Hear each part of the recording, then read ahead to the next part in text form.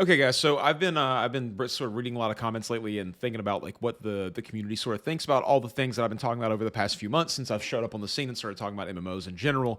And I thought this video would be a really good one for me to sort of react to and talk about sort of my philosophy with MMOs, how to get into more MMOs, how to sort of like expand your play style and think about this genre in a way that maybe you haven't already. And so let's get into it. Let's talk about it. There are so many MMOs to choose from in 2024, and a lot of them are going to get major updates this year. Yeah. Picking which one you want to devote some of your life to can be quite difficult, but I'm going to try and help you make that decision right now in this video. Good. Let's jump in. A lot of this is going to come down to the type of gamer you are, so first I'm going to look at the traditional third-person MMOs, and we're going to start with the Elder Scrolls Online. ESO is actually turning 10 years old this year in April, and all year long ZeniMax Online Studios are going to be, So this is a slightly older video, so he's probably going to be talking about some things as if they haven't happened yet because they hadn't when he made it, but I think it's still an interesting one to sort of talk about because it can still sort of bring up these main MMOs that people are going to be first introduced to whenever they kind of get into the genre, and also the places that they can start looking for like a game to sort of get their feet in the door, or also a place to look for a new game to add to their repertoire.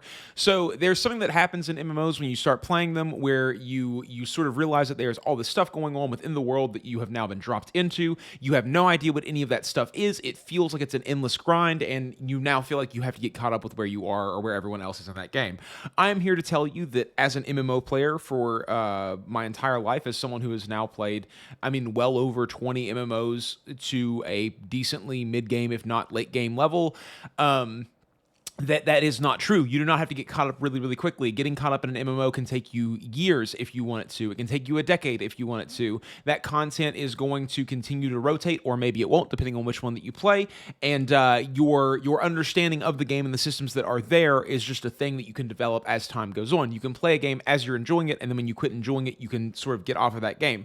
I will tell you 100% that as somebody who has played a ton of MMOs, that never at any point in my life have I like gotten any kind of deep camaraderie out of getting really, really, really, really, really good out of playing one specific MMO. The only reason that I've gotten deep camaraderie out of the MMOs that I've played is because I now understand them at a extremely deep fundamental level of like nostalgia mixed in with experience, mixed in with feelings, and all these kinds of things that are sort of there. It's not about my deep unwieldy knowledge of RuneScape and every single thing that you can do in that game. It's about my love for the game and my enjoyment of it over a long period of time. And I've developed that over, for a whole bunch of games. That's why I've been able to find people to play the games with and people to talk about these games with. It has nothing to do with how dedicated I am to one specific game. Celebrating that fact. And on top of that, there's actually going to be a major expansion this year in June called the Gold Road. ESO's combat is a little bit interesting. It's sort of like a hybrid tab target action combat mode. You don't have to aim every attack precisely. If you're just sort of close enough, the range abilities will hit, but there is left clicking to attack, there's blocking, there's dodging. It's one of the more action type of combat games on this list, but it is a third person. ESO is a game that a lot of people have not like truly experienced very much of. I would put ESO into this sort of category of MMO for people who don't really play that many MMOs. That's the large variety, or that's the large like number of people that I've actually met playing this game are people who this is the only one that they've ever really played. Like, I bring up World of Warcraft to people who play Elder Scrolls Online, and they hit me with like, do people still play World of Warcraft? And I go, yeah, they do. So like, and they're like, oh, I've never touched that game before. This is the first MMO that I've played. I've heard that line so many times, that this is, I come from Elder Scrolls, and this game is an Elder Scrolls game, so I'm playing this game. I don't even think about it as an MMO. Like, I don't consider the language of vernacular that there is for it. That being said, as someone who enjoys MMOs, I totally liked Elder Scrolls Online. I have a good time with it. I've said this a dozen times on this channel. I'll probably say it a dozen more. It is my sick game MMO. If I'm like so down bad with a flu or something that all I can do is lay on the couch and barely think about anything, I put Elder Scrolls Online on my PlayStation. I hold my controller like this, just like laying down on the couch, and I zone out as I go around fishing for things, like gathering herbs and doing dailies and all that stuff. I will not touch this game for months and months and months at a time, and then I will jump in for a week and a half straight, finish up an expansion pack, do some fishing, do some like mat collecting, do a couple of dungeons, just sort of mess around a little bit and have a good time in it. That's how I've played this. I think my total level in this most of the like champion points or whatever. I'm like 800 CP at this point, so I'm not as far along as what some people who have really completely done this game have done, but I've gotten hundreds of hours of enjoyment out of it. And if you are looking for a game and you already love Elder Scrolls, this is one that you should definitely pick up. MMO nonetheless. There's a whole thing about animation cancelling in ESO. Some of you don't like it, some of you will. It's just one of those things. Yeah. Let's talk about why you might want to play this game. And the first major obvious reason is the fact that it is an Elder Scrolls game. And with that come a lot of positives. If you like rich, detailed lore, then this is the kind of game for you. I think pretty much all of the story is voice acted, and very well voice acted at that. Totally. The original game, for example, had people like John Cleese, Michael Gambon, and many more. If you enjoy an MMO with a strong narrative, then Elder Scrolls Online is definitely something that you will want to consider. And honestly, it's got a lot of features that a lot of MMO gamers are looking for. It's got some really cool 4v4v4 battlegrounds. There are 4-person dungeons, 12-man trials, which are basically your 12-man raids. The Cyrodiil PvP is basically like a server versus server kind of thing, although it's actually faction v faction. If you're looking for content, then a game that's 10 years old has a lot of it. And what's more, this game is still getting regular updates. Just recently, they announced their roadmap for the year. I would argue that Elder Scrolls Online gets too many updates, that it's kind of hard to keep up with everything. That's why I always suggest, the way that I play Elder Scrolls Online, I don't really have a suggestion for how you should play it, but the way that I play Elder Scrolls Online is that I'll jump in, I'll pick an expansion that has already completely finished coming out, and then I end up playing that one most of the time. And I'll finish up that thing, get all the rewards from that, do all the completionist shit in that, and then I sort of put the game down for a little while and I come back later and pick it up. I have the benefit of not trying to be competitive in this game, so it doesn't matter to me if I'm up to date on the most recent everything. If I can clear dungeons, I can clear raids, I can do overworld content without having to really bat an eyelash, I think that I'm doing completely fine. Because of that, I never really have to update my gear completely. Sometimes I'll look around and see like what the new meta is for my character, and I'll see if I'm like kind of lagging behind, and I'll push into that meta if I'm into that. But like realistically, I do pretty good. I play a stamina Dragon Knight, and I DPS everything down pretty easily in this game. I have yet to really get to content that absolutely blocks me out of it, especially if I have a full team, and you can kind of get carried through a lot of content anyways. So if you want to get into it and find a guild that way, they can teach you this game and get you really, really deep into it. But once again, I like Elder Scrolls as sort of a jump in, jump out, don't really worry too much about how deep you've gotten into it sort of feeling. It's a game that I like to play. It's a fun romp. It's not so much a, this is my life goal to be good at Elder Scrolls Online. Some of you PvP fans might want to look towards the end of the year because it's getting a PvP update, although details at the moment have a little bit scarce on that one. However, in June, as I mentioned, we are getting a new expansion, the Gold Road. This new expansion is going to be set in Westfield, which is basically a zone you might be familiar with if you played Oblivion. And really the main feature in this expansion is going to be something that they are calling scribing, which is going to be the ability to craft your own spells, or at least change them in some significant ways. There will be a new 12-person trial and much more content on top of that. Of course, there will be some additional story. Honestly, ESO offers a lot to a lot of different people. I'm personally playing through ESO at the minute for a new player first impressions. That video, if I'm honest, is going to take me a while because I want to do at least 100 hours, but so far I'm really enjoying it. Now, reasons why you might not want to play ESO are pretty simple, but not necessarily a problem for everybody. Some people might not like the sales model. It's a little bit complicated to explain, but basically the expansions are buy to play. You get them and then you can just play them. Except there is an optional subscription on top of that called ESO Plus. And if you do buy ESO Plus, you actually get all of the previous expansions except the latest one. So right now that's Necrom, so you get all of the previous ones except Necrom, and then when the Gold Road comes out, you'll get all of the previous ones except the Gold Road. So if you are following along with the most recent content, then you are going to want the subscription and to buy the new expansion, and you will want that subscription ESO Plus because the amount of like quality of life features it offers are pretty required. Honestly, you won't really go far wrong with ESO if you're looking for narrative gameplay. It's mostly story, mostly PvE. PvP apparently has been a little bit neglected, but as I said, some of that's coming at the end of the year. The next MMO that we're going to talk about. So Elder Scrolls Online is sort of the only MMO that I've ever played where I've cared about literally any of the story that is going on, because the story is driven so hard by the actual game that you're playing. You can kind of keep up with what's happening without paying a whole lot of attention to walls of dialogue, a little bit of conversation here, a little bit of conversation there. You cue into some key moments. You don't have to know all these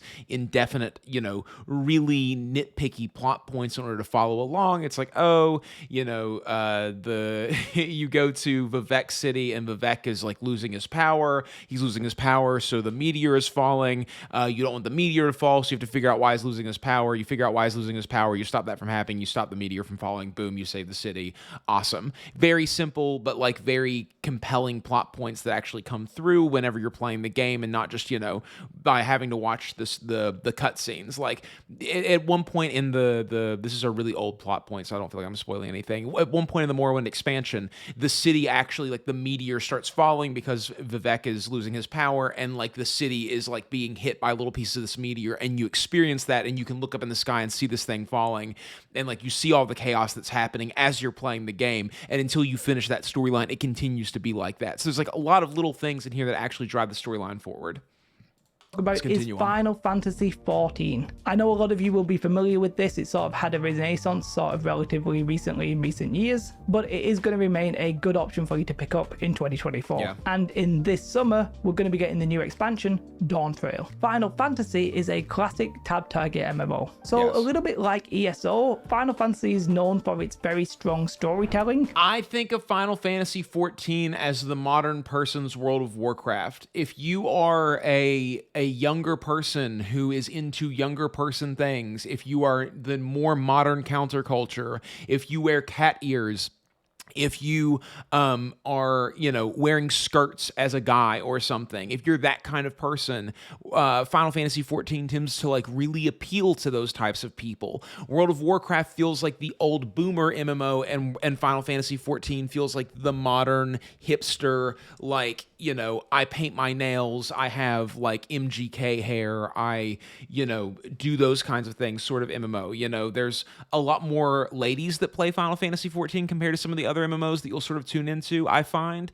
It wasn't my favorite MMO. I just do not care about the story in MMOs that much for to have to grind through so much of it to be able to get to anything that is like current or modern. I don't like the fact that there's over 200 hours of gameplay just to get the little thing off of your head that says you're a new player, so that people will start treating you like you're not some kid to like guide around by the hand. I think that those things can be really, really frustrating to someone like me, and like, but I don't want to pay for a boost. It's crazy how long it took me to get to Stormblood just from like pounding the pavement, dude. Like, not taking any breaks, not trying to get away from doing the main storyline, just quest.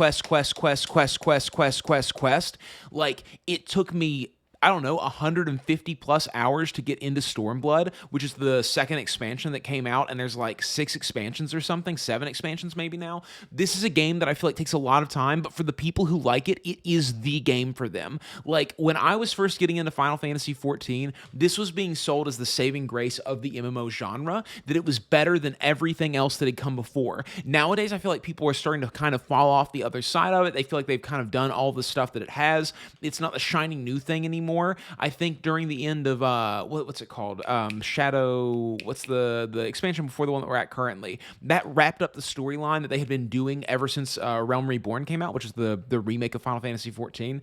And I think that like people really were floored by how they had done the storyline up to that point. And then I think that like now that sort of loop has been closed for a lot of people are starting to kind of fall out of it a little bit and go to other places. That being said, I think Final Fantasy XIV has some of the greatest art design of any game. I am a sucker for Final Fantasy's look. I think that like the over-designed, super complicated, like geometric patterns that a lot of the bosses tend to have is really, really compelling to me specifically for some reason. I like the armor looks. I like the way that everyone feels like they sort of have like scale and size in the world. That feels really, really good to me. There's a lot of reasons to play Final Fantasy XIV, and like I said, especially if you're like a younger person who is trying to get into MMOs, Final Fantasy XIV, like if you're a Gen Zer, dude, if you have blue hair or like nose rings or like, gauges and stuff, like the Final Fantasy 14 could be the one for you for Let's sure. put it one way, it's definitely not an afterthought, it's sort of the main driver of the gameplay. Face If you are tattoos. People with face tattoos will like Final a player who Fantasy enjoys 14. a good, strong narrative, then Final Fantasy is another good option for you. It also If has you're a furry, you will like Final Fantasy quite 14. a good community. The community to me, and now obviously I'm mostly an outsider here, does seem to be mostly friendly, especially if you actually enjoy the game. But there's a deep community there. I'm not just talking about ERP, I'm talking about all kinds of roleplay, story-driven content, streamers, etc. There's a very nice community ERP is huge, surrounding man. Final Fantasy. And a little bit like ESO, again, it is getting regular updates. This summer, we are getting Dawn Trail. Dawn Trail is going to be adding 2 new jobs, the Pictomancer, and I think the Viper might be the name of the other one. The level cap is going to be increasing to 100. I will imagine it will continue to get regular updates for the foreseeable future. But why might you not want to play Final Fantasy? Well, the first one that springs to my mind is that it literally is a subscription model. Yes, there are free trials which have like unlimited time to like maybe like level 70 or something, but if you're going to want to play the game long term, unlike ESO, this one has a Shadowbringers, that's the name. mandatory subscription. It is a sub to play game. The way that you pay for this is you buy the expansions and then you pay for the sub fee. Now, whilst the game does have a lot of story driven content, there is a lot of story there. Yes, I Yeah. do believe you can pay to skip it, but a lot of people say if you do that you'll be confused. But there is so much story there that it can sort of feel like you need so much time to go through it. It's Yeah. The main story Realm Reborn, you're looking at nearly 120 hours of playtime. So that could be over 240 hours that I've put in there. I can't remember what my slash played is. This is another one that I played on PlayStation, actually. This is like before I was getting really, really heavy into PC gaming again. And I put quite a few hours into Final Fantasy 14 because I kind of like really wanted to play World of Warcraft, but I just wasn't like willing to sit down at a desk in order to play World of Warcraft. So I picked up this game because it does feel like World of Warcraft in a lot of ways. You know, there are caster classes that you have to stand still in order to cast. There is, you know, Holy Trinity, tank, healer, DPS. You know, paladins are in this game. There is like, you know, big sword warriors. There are all these different ways for you to play this game that feel really, really similar and familiar to me as somebody who has already played World of Warcraft quite a bit.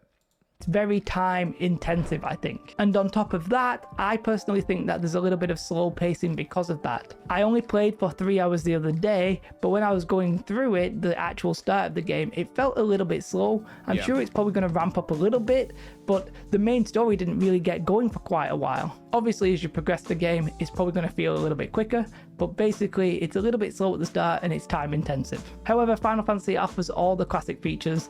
There are PvP battlegrounds, there are raids, and if you like story-driven gameplay, you're probably going to want to look at this one, or ESO as I mentioned. That's what I'm saying. It's an Eastern RPG. It just has more flashy sort of looks to it. It just feels more like modern and updated. It's more, you know, colorful and bright and all that kind of. It just feels like it's for younger people, you know? Earlier. The next one I'm going to talk about is another classic one here, and that's here we going to be go. World of Warcraft. Now, there's so much to possibly say about World of Warcraft.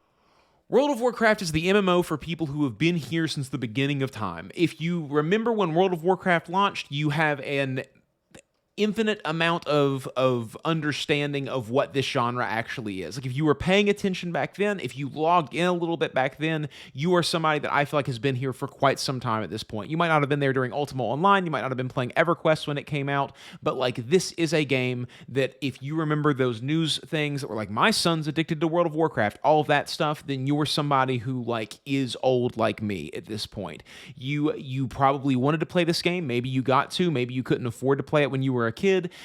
This is something that I sort of recommend that everybody who is playing MMOs in general experiences at some point, because World of Warcraft to me is sort of the primary archetype of the tab target MMO. This is a game that, like, you know, transmog, raiding, dungeons, all those kinds of things. This is a great place to understand it all. They will run you through it super, super quickly. One of the things, okay, so let's get a little meta with it. I feel like we're far enough into the video. We're 6 minutes into this fucking video, and it's already, I've gone 3 times as long. Let's get a little bit into what my philosophies as someone who plays a lot of MMOs, because a lot of people are kind of confused on this. I saw somebody who commented on my video about Guild Wars 2 yesterday, and they said, I've I've been really impressed by your ability to pick up all the different systems in Guild Wars 2 as quickly as you have. I have about 90 hours in Guild Wars 2. I started doing some raiding. I'm almost halfway. I'm over halfway through the expansion, the first expansion, Heart of Thorns. I'm like cranking through that game. I sort of understand a lot of things about it, how it works, and the way that it feels, and like the different things that I need to do. And that comes from me playing a whole bunch of different MMOs. The ability to sort of see systems and then have reference points for them in other places allows you to learn them much more quickly. You learn algebra after you learn mathematics because you need to know the core skills that allow you to learn algebra more quickly, and then you learn geometry after that because algebra helps with learning geometry, and then you move into pre-calculus and trigonometry, and you sort of like move down the road as it goes because you've set yourself up to learn these things. World of Warcraft is a really good place to start with learning these kinds of things that allow you to learn other MMOs more quickly. The more MMOs you play, the better you are at every subsequent MMO that you play after that one. So you play World of Warcraft, that one might take you a really long time to actually get into and understand what's happening, but after you play World of Warcraft, say if you go to Guild Wars 2, you'll have a little bit more of a foundation to learn Guild Wars 2 with, and after you learn Guild Wars 2, then you can go to Final Fantasy XIV. You'll have more of a foundation to learn Final Fantasy XIV because you played the two subsequent ones, and each MMO that you play takes you less and less time to get what you need out of it. That is one of the main reasons that I believe in playing a lot of these games, even though each one could be played for a lifetime, because you are decreasing the amount of time that you actually have to spend trying to learn each game by playing each one. And what I've learned as well is that I'm much better at MMOs than I've ever been in my life before because I've played so many of them. And it allows me a constant loop of practice and a constant loop of learning how to learn inside of a video game, which is really, really helpful. Warcraft, let's say it. I think there's like 4 different versions you can be playing right now, if not 5 or 6. There's a lot going on with World of Warcraft. And honestly, for a lot of people, if you retail well, like play watching retail this well video, first. you've probably played World of Warcraft before.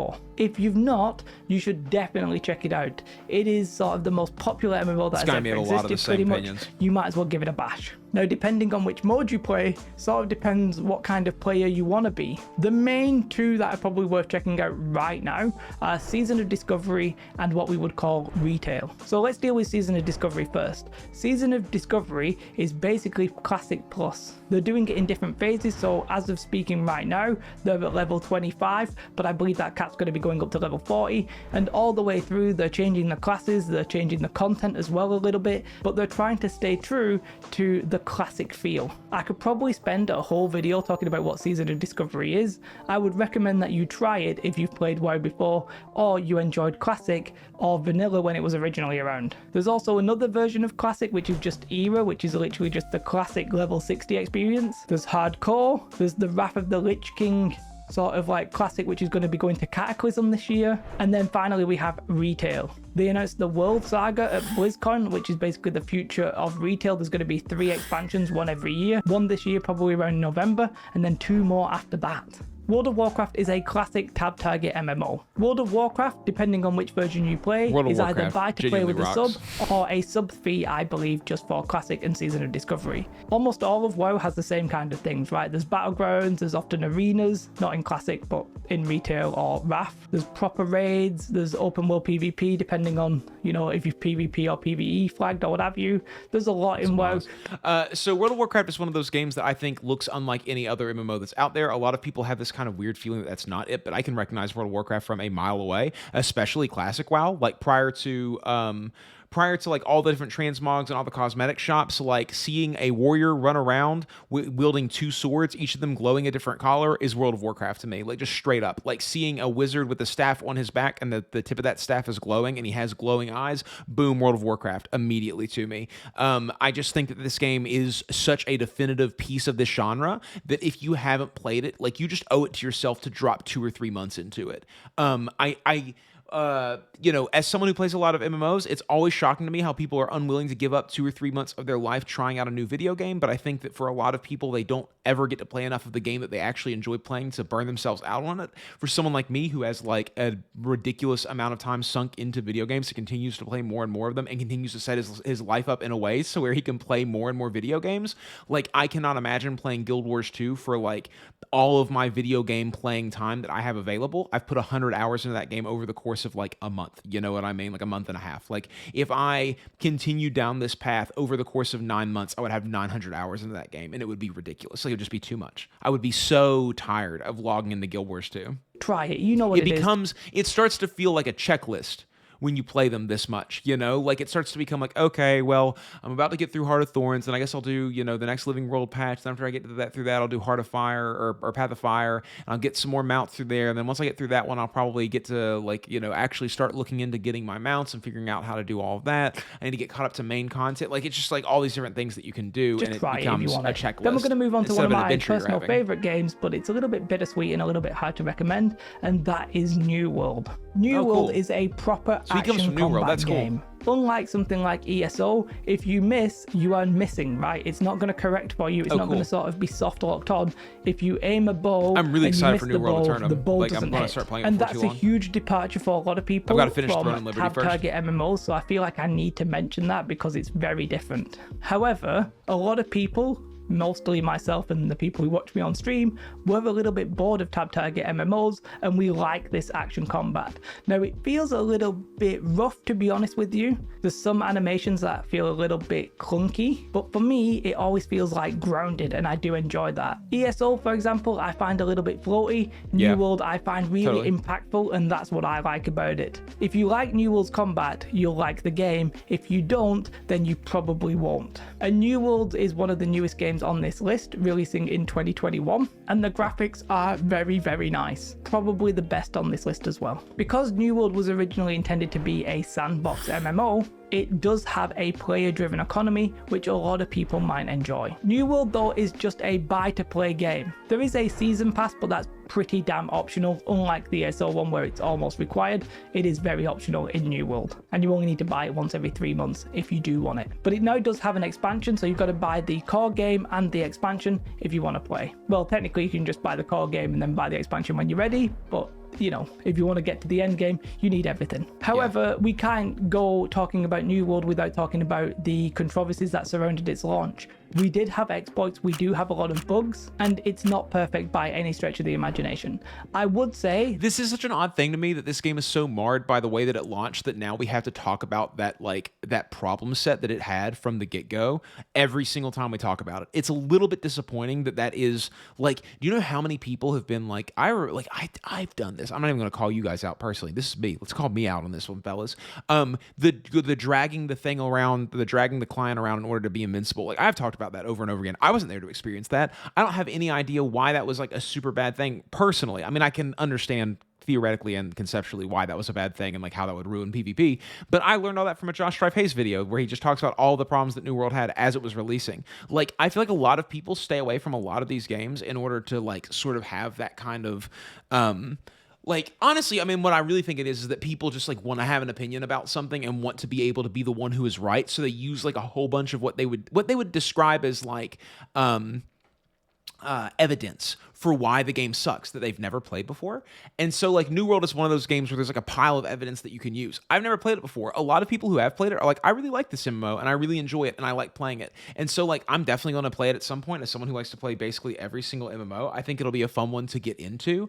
But for people who are the people who don't actually want to play a new MMO and just like want to have a reason to hate on it, New World is a very easy target for that. The exploits are mostly toned down right now. There's no like game-breaking exploits that, you know, destroy the economy or anything like that. We do still get content that has bugs, but you know, they're generally not great, but they're not exactly like the worst things in the universe, but they do start getting frustrating after a while. And one of the main issues that we had at launch with New World is that there was a lack of end game content. Now, whilst the end game content has definitely been expanded since launch and the systems have been made a lot better, you can probably get through the end game content of New World relatively quickly, and then we're not getting that much content on top of it that quickly. However, like some of these other games, I think Am I the only person in the MMO community who doesn't care that much about in-game content? Like, I'm glad it's there. I want to be able to continue playing my MMO forever if I so choose to. There's plenty of other games to play.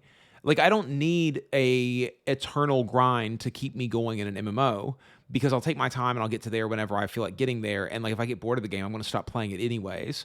I just always think it's interesting the way that like people try to speed along a game so quickly now to get to the end of the game. And then when they get to the end of the game, after they've rushed literally everything, they're like, now there's nothing to do. It's like, yeah, you did it all, dude. You did everything. You played for 180 hours. Like, you played for 180 hours and you paid $40. That's a great deal, dude. Like, I always compare video games to movies in a theater, right? You buy a video game, a movie ticket price $10. Let's say $10. It might be like 15 now. So let's just say $10. $10, 2 hours of entertainment. If I pay $40 for a game and I get 10 hours of entertainment, I'm getting a better value proposition than if I went to the movies with that entertainment. So, like, I'm totally fine with that. MMOs are the best bang for your buck video game of any video game that you'll play. And if you're anything like me, they will wrap you up to the point that you cannot put them down. When I first started playing World of Warcraft again, or like when I came back to World of Warcraft and finally like pushed into level cap for the first time ever and like did current content and started doing raids, dude, I played World of Warcraft every single day for 6 hours a day for a month and a half straight. Like, that's a lot of playtime in a month and a half. And yeah, after that month and a half straight of playing, I was kind of bored of World of Warcraft. I canceled my subscription. I took a break from it. I went and played some more RuneScape or whatever it was that I was playing at the time. But for, I don't know, $70, I got over 200 hours of playtime out of that game. That's a really, really, really good investment of my money and my time. And now I have more knowledge of World of Warcraft than what I ever had before. So every time new content comes out, if I feel like playing it, I can jump in and I can start playing it. And on top of all of that, the way World of Warcraft works, which for a lot of people this is a negative, but for me personally, in the way that I play video games, this is a positive. Every expansion that World of Warcraft comes out with sort of comes out of a vacuum. So, like, if you haven't played for 2.5 years and you feel like getting back in, you jump into that game and you just start playing what the most recent content is. If you have a character that's, like, within 10 levels of that level cap, you know? You might have to do a little bit of, like, quick grinding to get yourself that last 10 levels, but you're talking a day of playtime and then you're in the most recent content. Like, that's a really cool feature to have in a video game. It's very, very nice to have different MMOs that, like, no matter how long it's been since you've played them, you can jump back in and you can use the knowledge that you have about the game and continue to move forward with people who are at the most recent content right now.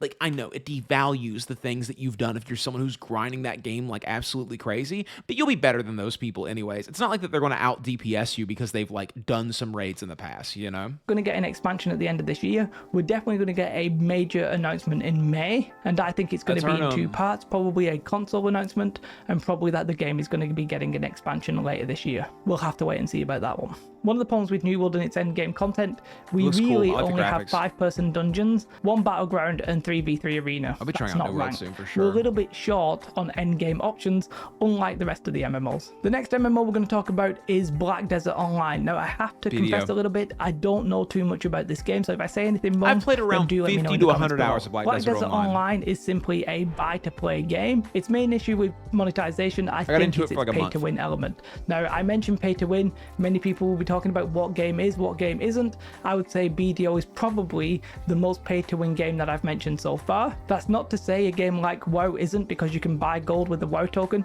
I don't want to get into it too much because it's going to be controversy, but if you really want to play this game, then I would definitely look into the pay-to-win element if you are against that very strongly. The game does, however, offer some incredibly beautiful graphics. It's sort of quite a few years old right now, but if you look at it, for me, it's still one of the prettiest MMOs around. And a little bit like New World, it is action combat. It does offer a little bit of a different take. It's very fast-paced, where I think New World's a little bit slower, but the action combat is regarded by many to be the best in class. I personally prefer New World, but I would say a lot more people prefer BDO's combat. It's one of its unique selling points. I didn't like BDO's combat, and I know I'm like the weirdest, like that's the weirdest thing to do, but there are so many combos in Black Desert Online that for me, it was like, it was overwhelming to the point of like, I don't know what to spend all of my skill points on. I don't know what to get. I don't know what attacks are good to use. I don't know which class to pick up. Like, Black Desert Online is totally one of those games where if you're going to play it, I suggest really, really getting into it.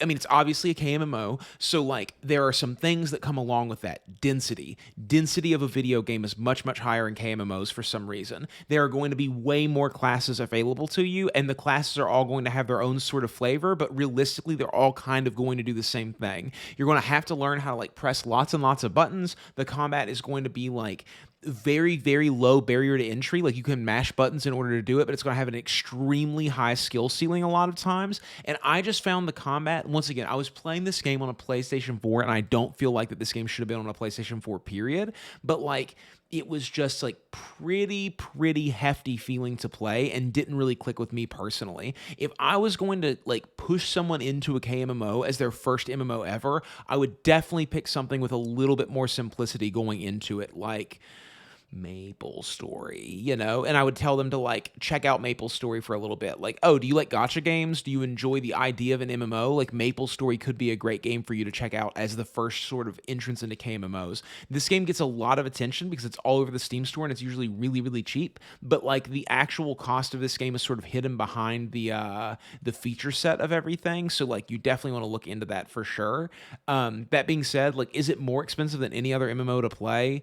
Maybe not. You know, if you pay $200 over the course of a year in this game, I would say that you're going to be ahead of the majority of people who play, because you got to think in a pay-to-play game like this, the people, or not pay-to-play, pay-to-win game like this, the people who are actually paying to win are like 0.05% of the community, and then the majority of people are free to play. Like I would say 80-90% of the people never make a single payment in this game, and they never make it very far in the game period. And then there's that like other like 9.55% that are actually playing the game, or 9.95% that are actually playing the game and spending like, $100 a year when there's a deal for something, or they're like really like getting close to something that they want and they like buy some extra boost, those little things, and if that's not your style of a game that you want to play, then that's totally like something that you need to think about when you're getting into this game. But I will say that as someone who enjoys a lot of KMMOs, they are worth like understanding and figuring out what's going on with them. Like their monetization method does work, and the majority of the time you don't have to spend any money.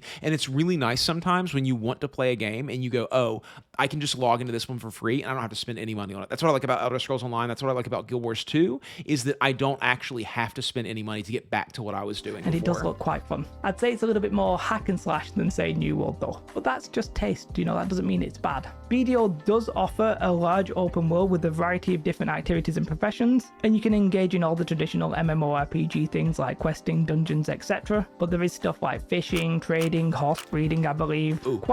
Fishing minigame in Black Desert Online. Best fishing minigame in an MMO. Full stop. The most fun thing about Black Desert Online for sure is the fishing for me. Quite a lot of sandbox elements that, if you're interested in that, could be very intriguing. You might not Trade want routes, to consider grind BDO though if Boots. you're against super grindy games. It's sort of known for being quite grindy and requiring a lot of time investment. There are a lot of people who enjoy grindy games, and maybe that's you, and maybe you'll enjoy this. I would definitely look into this more if you are time poor and you want to play this game. I don't want to come across negative about Black Desert Online. I simply haven't played it enough for that to be the case. Just the things that I hear about it are things that put me off the game, which is why I've not personally invested a lot of time into it. I have to say, I do plan in 2024 to give it a first shot though, so make sure you subscribe if you want to see that. The next MMO we are going to be looking at though is Guild Wars 2. Guild Wars 2 is one of the most unique MMOs out there. It doesn't have the classic vertical progression, which I'm not going to explain what it is, but in theory, the end game gear that you got at the start of the game is still somewhat relevant. And for me, that's very intriguing. Guild Wars 2 has some really unique features. For example, the PvP is effectively equalized in the battlegrounds. It does have a realm v realm mass PvP mode, which I have to say when the game originally came out, I really enjoyed. And there are raids in the game. It has all the traditional MMORPG content. One of its cool features is the dynamic event system, which is sort of like an alternative to traditional questing. These occur throughout the game world, and players can participate them spontaneously. And I think this makes the game feel a little bit more alive and interactive than other MMOs. I think Guild Wars 2 does offer some player-friendly monetization. It does not require a monthly fee, a little bit like New World is simply buy to play, and there are expansions. And its monetization is primarily focused on cosmetic and convenience features. Guild Wars 2 did get an expansion last year, and if I'm honest, I'm sort of expecting them to get one this year. I would say that some players might not like having a non-traditional endgame. I think a lot of players do enjoy vertical progression, but if you're a casual player, sometimes you can get left behind vertical progression. So, Guild Wars 2 is a game where if you're somebody who wants to play this game for multiple years and never do anything in-game, it's really good for you. That being said, if you're somebody who wants to jump into this game and within a month be able to hang with people who've been playing it for quite a bit longer than you, if you're someone who's bringing a lot of skills from other MMOs, this is a great game for you to play as well. Guild Wars 2 is sort of a get what you want kind of game. I think of it kind of as being like a ramp that walks up onto a dance floor. And like you have to walk up that ramp first. You have to sort of understand what's going on in the game. But then you get up onto this dance floor and there's some people breakdancing over in the corner. There's people doing salsa in the middle. There's people slow dancing over to the side. Like really close to you, there might be people like, you know, miming and stuff. Like there's just a lot of people doing a lot of different things that they are each individually enjoying. And you can spend as much time with each group of people as you want to spend with them, and you will learn about the things that they are doing through that kind of process. And you can build up this sort of fluidity throughout this game as you play it to sort of get what's going on. I will say, as you go into it, it is not what you think it's going to be. It is not a WoW clone. It is a tab target action hybrid MMO. What they do in that sector is completely different than what you were expecting. Like honestly, just way different. The fact that you don't have to really keybind a whole lot of keys for this game is a really good way to sort of make it all feel natural. The original key setups that they have, aside from like the dodge button, which I like to have on a mouse button, is really good. Guild Wars 2 is definitely one of the MMOs that you should 100% play if you are someone who likes MMOs. It offers an experience to you that you do not really have not ever really experienced. Now, I will say, I've been saying a lot of things like this over the course of this. If you're a person who likes MMOs, what I mean by that is that you are not somebody who likes an MMO. You are someone who likes MMOs. You like the concept of a game that is massively multiplayer online, and you are willing to accept lots and lots of different varieties of what that can possibly be. Because a lot of people will claim that they are MMO veterans, but they are an MMO veteran, and that is a very different thing. If you have played less than 3 MMOs, you really don't have a good idea of what the scope of this genre is.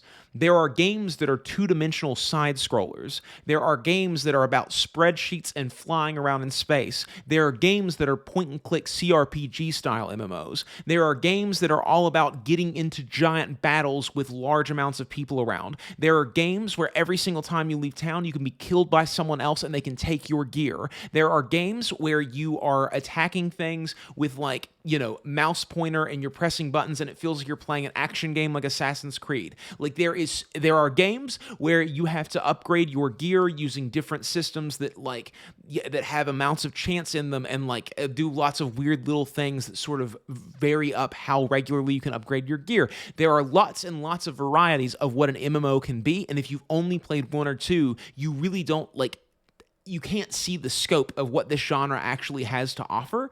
So that's what I mean when I say if you're someone who is a fan of MMOs, if you are someone who likes this genre and has played a lot of these games, then you haven't played Guild Wars 2, you owe it to yourself too. It's really good. It's very interesting. You know, Guild Wars 2 might be one that you want to consider if you are a relatively casual player. Other than that, what I hear about Guild Wars 2 makes me regret stopping playing it. It's a game, a little bit like ESO, that I wish that I never stopped and I actually just went, you know, completely full on when it came out. But for some reason, I just never did it. And I sort of regret it. Now, if I'm honest, they're the major third-person MMOs. There's probably some others. If I missed one and it was like your favorite, then, you know, you can let me know in the comments. I'm aware that I'm not talking about Star Wars or Lord of the Rings. I think we're sticking with the major ones here, so don't hate me if they're your favorite game. Then we are going to move into a bit of a genre that I don't personally like because of the camera angle, but we still have to talk about it if we're going to try and answer what MMO you should play this year. And we're going to talk about Albion Online first. Now, this is an isometric MMO, and that's actually the thing that puts me off, right? But I know that's not a case for a lot of you guys, so let's talk about it. Albion Online is known for its PvP sandbox elements and its player-driven economy, which might interest you or it might put you off. The game does have open world PvP, and what it has is different zones of different dangerous levels. But if you're looking for a PvP-based MMO, then this is definitely a good shout. If you want to play without PvP, I would look into this area a little bit more because the game might not be for you. I didn't really talk about this, but like New World and sort of Final Fantasy, you're not tied into a class in Albion Online. You basically are what you were, and that for a lot of people is a big selling point. I have heard that the game can be grind intensive. I think it requires quite a significant time investment to gather the resources, craft the items, and level up. Again though, that's not off-putting for all of you, so do consider that. If you're against PvP, then you are sort of cut off from some of the game because the high level PvP zones are quite high risk. You're basically able to be killed, and for a lot of people that's an instant turn off. I won't talk too much about Albion Online. Honestly, this video is a little bit tricky because like how much information should I impart about a game without making this video 3 hours long? But the next game I do want to talk about is Lost Ark. Lost Ark sort of feels like it's lost. I'm going to be its playing Lost Ark sometime because there's a big catch-up event going on right now that's apparently lasting for another 5 weeks. So I will be playing Lost Ark pretty soon. I might try to put like 20 or 30 hours into it just to see what it's sort of about. I've always thought the Lost Ark looks really, really good, but I like, you know, the reasons that people have against playing Lost Ark are not reasons that I would have against playing it. So I'm interested to see what it's got to offer. I think because it's quite grindy. It is another isometric MMO, which may or may not put you off. I'd say one of its key features is the combat. That hack and slash feels very satisfying and it looks quite flashy and it's enjoyable for a lot of the players. If you are a fan of action RPGs, then this game could definitely be for Looks you. Very cool. It has a beautiful world, it's rich in detail and scope. If you enjoy exploration and discovery, then this might be something you want to pick up. And it does have quite a good guild system. You can level up your guild, and if you like working together and socializing, then again, this one might be for you. However, I do believe that it is quite time consuming. Obviously, many MMOs are quite time consuming, but there are different levels and tiers to that, and I think Lost Ark is probably at the grindy end. A lot of the time I think the gameplay revolves around getting alts and then doing dailies, and you might not be into that. And with that, there are some possible indications of pay to win. It is a free to play game, so you know, you can take of that what you will. Now, one MMO I'm not going to talk about that I probably should have done, but I don't know anything about it, is RuneScape. The simple reason is I've never played RuneScape, never been interested in it. There's RuneScape 3, I think, and then old school RuneScape. If you like games with... I had a comment on a video today that absolutely blew my mind where a guy said like, hey, no offense, dude, but RuneScape is a boring game. And I thought like, I immediately thought of those kinds of memes where it's like, tell me that you've never played this game without telling me that you've never played this game. It's like, yes, I get how if you've logged in and you've put in 30 minutes into this game that you would think that it was boring. But like, that doesn't make a game boring. And I think that people really could do with just sort of understanding that concept a little bit, that like a game opens itself up over time as you play it more and more. And like what you see at the beginning is not what you're going to see at the end a lot of times. And a lot of people like are really fanatical about the concept that a game should be extremely fun and what it's supposed to be right at the beginning of the game. I don't agree with that. I really enjoy a game that opens up as you play it. I enjoy like, okay, here's a really good example of this for me. When I first tried to play Dark Souls way back in the day, we're talking probably like 2013-ish era. I tried to, maybe like 2012 era. I tried to play Dark Souls. I just couldn't get into it. It was really difficult. There wasn't anything that interesting in it for me. I just kind of like set the game down after about 5 hours of playing it, and I was like, I don't like this game. I'm not going to play it. Then a few years went by, and I started seeing these Vadi video videos on the internet. And I know if you guys have played Dark Souls, you've seen a ton of his videos before. And I saw this world that was so unbelievable to me that it was the same game that I had tried to play all those years ago, to the point that I was wondering if there was another game called Dark Souls that had come out that I had missed. But no, it had similar combat and looked the same. The health bars were in the same place. And I was like, oh, well, that's really interesting. How the hell do I get to these kinds of places? And then that's what inspired me to actually go back and pick up the game again and start pushing myself into seeing the rest of that world. And now Dark Souls is one of my favorite games that I've ever played. It is in the running for games that if I could have one game erased from my memory and me get to play it over again, Dark Souls would be would be like in the running in the top 3 for that game to have that happen too.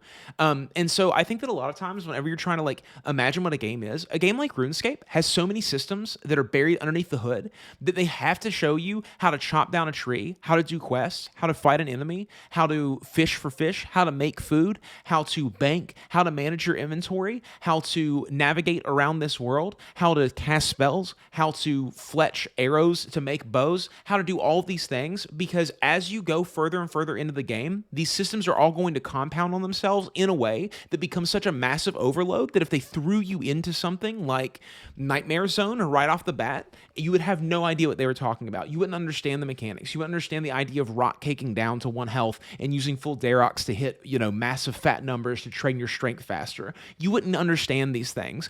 You have to be taught at a slower pace, and depending on how savvy you are, you can rush ahead and try to learn everything at your own speed that's much more quick than what other people might be able to learn the game. But just because you are unwilling or incapable perhaps even of sort of getting through that early portion of the game doesn't make the game boring. Maybe your experience with it was boring, but that's not a failing of the game. And I think that making these kinds of gross overgeneralizations about the game shows so much more about yourself as a person than it does anything about the game. It's such a, I don't even feel the need to comment back to that thing, because I'm just I could tell you, I could explain to you, but you're just going to fight it. You're not going to care about what I have to say. And it's way better for me to just use that comment in a video and use it as a talking point. Old style graphics, then this one could be you. I think it's quite grindy, but it has so many features that I probably couldn't impart to you what it is, even if I knew, and I don't. It's one of those games that I'm probably never going to personally check out. Now, there are some interesting upcoming MMOs that are going to be playable this year. One of them is actually being fully released. I can't believe there's people who will miss out on RuneScape for their entire lives. I cannot. It is my favorite MMO, hands down, of all of them. I just cannot imagine an existence where I don't have knowledge of this game. It would be, I would be 100% a different person. And that just saddens me. And that's going to be Throne and Liberty. Throne and Liberty is a tab target MMO, and I think, looking at the Korean version, that it's going to be mostly focused around mass PvP, but it's optional PvP, if that makes sense. It's going to be a lot of zerging, I believe. However, the game is going to have dungeons, raids, etc. The only thing it really seems to be missing is sort of PvP arenas and battlegrounds, but apparently they're on the way, as is a realm versus realm, server v server kind of thing, which could be very exciting. One of its major concerns would be that it possibly is pay to win. Well, to be honest with you, the Korean version is pay to win, but it's all about how bad will it be when we actually see it and we've played it for a long time. Right now, I can't really answer that. That was rumoured to have a global beta in Q1 and be released in Q2, but if I'm honest, that rumour is unsubstantiated and we don't know when it's coming, but I think you can expect it in 2024. This year, we are also going to be getting PAX Day. PAX Day is a crafting sandbox MMO. Basically, you're going to build your structures, go out, gather materials, craft stuff, build, a blacksmithing station, and then use that station to craft more. The game is going to be getting another alpha in Q1, I believe, and then in spring is going to be getting an early access release, which isn't a release, but it is out in playable if you want to play it. So keep that on your radar. And then the other one that you might be interested in, but you might not be able to play it because they've stopped selling it at this point, is Ashes of Creation. Yeah. I'm just mentioning it here because it's going to be a game that a lot of people are interested in, but a lot of people aren't going to play it. And what I mean by that is we are going to be getting the Alpha 2 in Q3, I believe, this year. I myself am working on an Ashes of Creation YouTube channel, so if you want to check that out, it's just going to be, all the Ashes of Creation news, etc. There'll be a link in the description if you've made it this far and you want to check it out. But Ashes of Creation sounds very interesting, and to get our hands on a lot of the core key features is going to be truly interesting, and that's happening this year. Look, I'm aware that there's probably quite a lot of MMOs that didn't make this list, and I'm also aware that I probably didn't go into enough detail about your chosen MMO that you're interested in. The reality is, if you want more detail on a specific MMO, you should probably just check on YouTube and try. This is a branching paths video. And get people's actual reviews. MMOs are vast time investments, but hopefully I've helped you look at what's coming, what exists, and what you might actually. It was a good video. I've never seen Jay before, but this, he has a lot of same opinions to me on the games that we've both played, at least. So, he seems, our brains obviously operate in a certain way. Seems like a cool guy.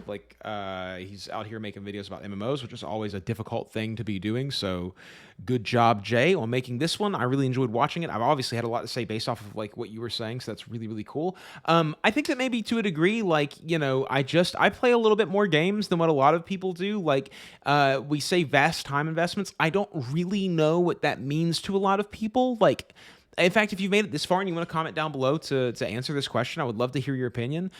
Is 100 hours a vast time investment for you? Is 1,000 hours that threshold? Like, where do you feel like you've made a really big time investment into a game? Because for me, I think that's more around like 1,000 hours plus. That's when I start to feel like, okay, I've really like played a lot of this game at this point. And then there are still people who like dwarf that with multitudes, multiplications of it over again, 7 times that. They tend to X that. I've seen people with 40x 1,000 hours in a video game. So let me know how you guys feel about that. And I'll see you guys on the next one. It was a good video. Like his video and subscribe to him if you haven't already. And I'll see you guys later. Bye.